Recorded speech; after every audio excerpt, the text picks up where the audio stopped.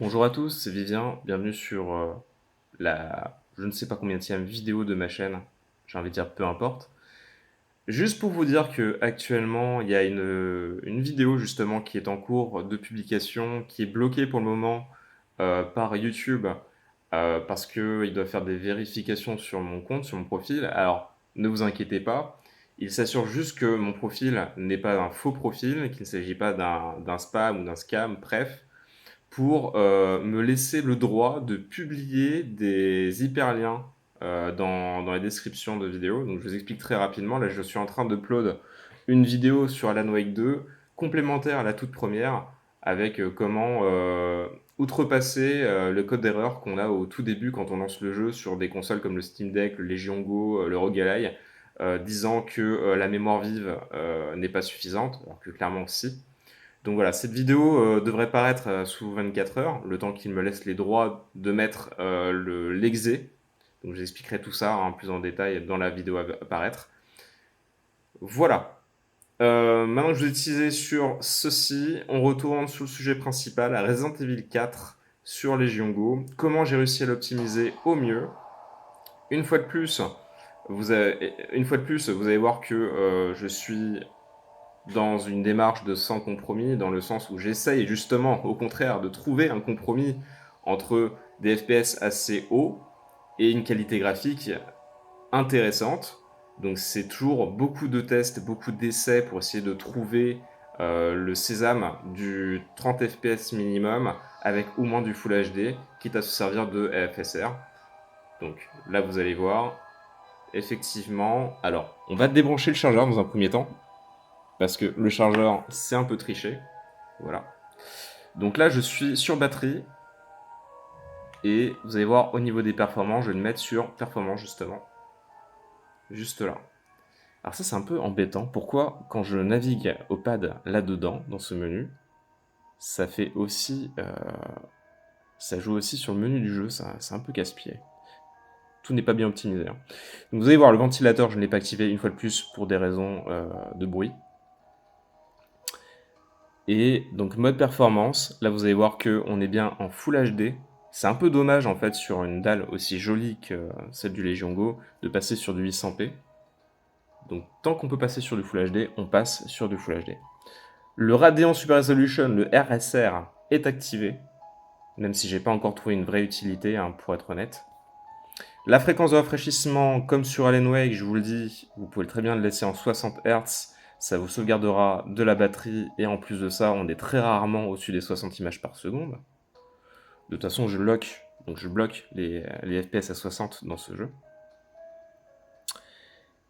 Au niveau du moniteur d'image, vous le voyez ici, hein, vous avez toutes les données intéressantes, j'ai tout mis, les températures, le CPU, le GPU, la RAM, la VRAM, etc. Vous avez absolument tout.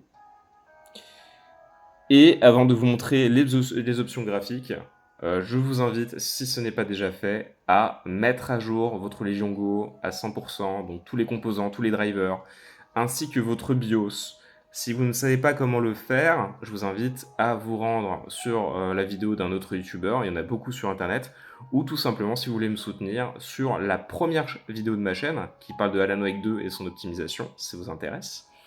C'est toujours intéressant de voir un gros jeu comme ça tourner sur une petite console comme le Legion Go, surtout qu'il tourne plutôt bien. Et en plus de ça, je vais vous expliquer dans la première partie de cette vidéo comment mettre à jour justement votre Legion Go, le BIOS et compagnie. Donc là, on sera vraiment avec exactement la même optimisation, donc si vous voulez les mêmes performances. C'est toujours intéressant de faire ça. Donc, au niveau des options graphiques, une fois de plus, on est en Full HD. Alors, je vous laisse vous calquer complètement sur moi et après, on fera un petit benchmark. Hein. Je vous laisserai voir 2-3 scénettes pour attester des performances. On est en Full HD, j'ai mis 144 Hz, mais franchement, faites-le passer en 60. Ça n'a pas une grande importance de le mettre en 144, voire même aucune, parce que, une fois de plus, le framerate est bloqué à 60. Au niveau du ray tracing, évidemment, il n'y en a pas. Hein. Au niveau du Fidelity FX, donc le FSR, Il est en 2, évidemment, ça coule de source. Je l'ai mis en performance. Vous pouvez le mettre en qualité, mais très franchement, vous allez avoir des graphismes qui vont baisser. Et sur une taille d'écran comme celle-ci, ça ne va pas changer grand-chose non plus. En performance, le jeu reste vraiment très joli. Voilà, voilà, voilà. Alors là, vous allez vous dire que certaines options, j'aurais pu clairement les faire passer en élevé. Effectivement, c'est au détriment de quelques FPS. Donc, il y a des options, franchement, entre élevé et moyen, il n'y a aucune différence notable au niveau des graphismes. Et quand ça tape dans les FPS, c'est un peu dommage. Donc autant les laisser sur moyen.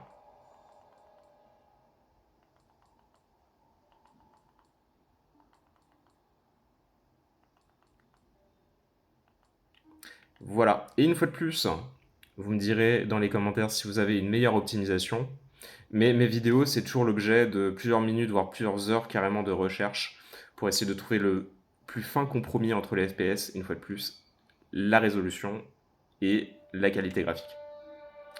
Maintenant, ce que je vais faire, c'est vous montrer du coup différentes scénettes. Je vais vous en montrer peut-être 2 ou 3 pour voir un peu ce que ça donne. Voilà. Alors là, c'est une scène plutôt intéressante. Je ne savais même pas que j'en étais là. Donc là, vous allez voir qu'on est quand même aux alentours des 60 images par seconde. Et même si c'est pas le meilleur exemple qu'on puisse voir dans le jeu, vous allez voir que voilà, il y a des petites scénettes, des trucs qui explosent, des planches qui cassent, des effets de lumière intéressants. On est dans un endroit à la fois fermé et à la fois ouvert. On est dans une mine. Vous allez voir qu'il y a des explosions, il y a des ennemis, donc il y a quand même du mouvement. Voilà, il y a des tirs. Regardez les FPS, là on est à 59, d'accord? Boum. Ils ont même pas baissé, ça a même pas bronché, alors qu'on a quand même mis des effets graphiques. Voilà, on a des ennemis. Alors, pas facile de jouer dans mes conditions parce que l'écran est sur le côté, donc je vois pas grand chose.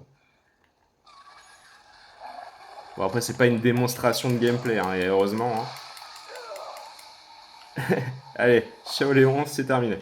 Montrer une autre petite scénette. Je mets une pause, je vous reprends après. Donc là, en fait, on est à la toute fin du jeu. Alors ça ne vous dira pas grand chose, heureusement, hein, ça va pas vous spoiler, ne vous inquiétez pas. En gros, c'est juste que je dois courir et voilà, je dois m'échapper, entre guillemets. Donc évidemment, je vous donne pas le contexte, ne vous inquiétez pas, il n'y a pas de spoil. Mais là, c'est pareil, vous voyez que ça bouge dans tous les sens. Il va commencer à y avoir des effets de secousses et les FPS restent stables. Et là, je sais pas si ça se voit bien à l'écran, hein, mais franchement, le jeu est super beau, quoi. Toujours en Full HD. Ah, ils sont en train de parler, donc effectivement, ça peut-être spoil un petit peu, donc j'arrête là. Et là, ce que je vais faire, c'est que je vais vous montrer une partie ouverte.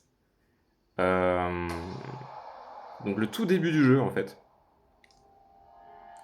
Ah, attendez, non, je vais faire mieux que ça. Je vais faire le mode Mercenaries. Donc ça, c'est le mode, en fait, si vous ne connaissiez pas, où vous jouez les différents personnages du jeu. C'est un mode défouloir où, en fait, vous faites des scores. Hein. Vous devez tuer le plus d'ennemis possible dans un temps en partie. Et comme ça, on va voir comment ça réagit, par exemple, dans un endroit ouvert où il y a beaucoup d'ennemis. Et ça pète dans tous les sens. Donc là, vous voyez que les FPS, clairement, ils prennent. Hein. Donc là, c'est vraiment pour vous montrer que, comme ça se passe dans les pires conditions possibles, je ne vois rien.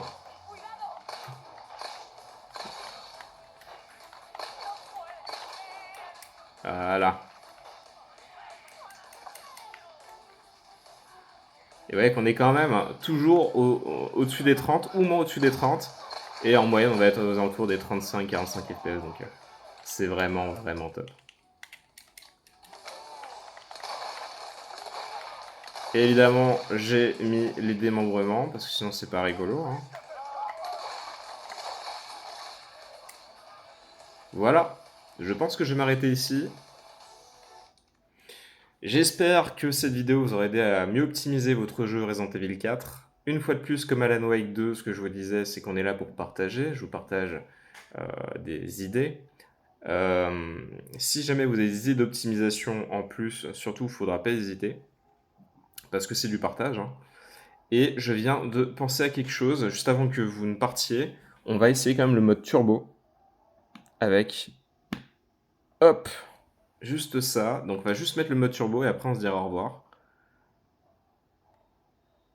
C'est ça aussi de faire des vidéos sans vraiment fil conducteur, hein. Des fois on oublie.